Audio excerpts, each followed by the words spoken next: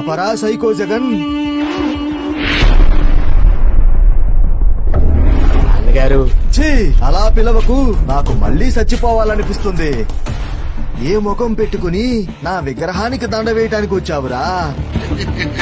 బ్రతికున్నన్ని రోజులు నీ అవినీతి సంపాదన వల్ల సిగ్గుతో సచ్చాను. నేను పోయాక నా శవంతో రాజకీయం చేసి నీ పార్టీకి నా పేరు పెట్టి మరీ ముఖ్యమంత్రి అయ్యి జనంలో నాకున్న పేరుని చంపేశావు.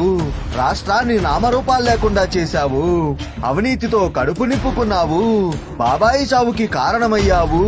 సొంత తల్లిని చెల్లిని ఇంటి నుండి తరిమి కొట్టావు. బాబుగారి మీద తప్పుడు కేసులు పెట్టావు. నేనింత తిడుతుంటే నీకు నవ్వెలా వస్తుందిరా?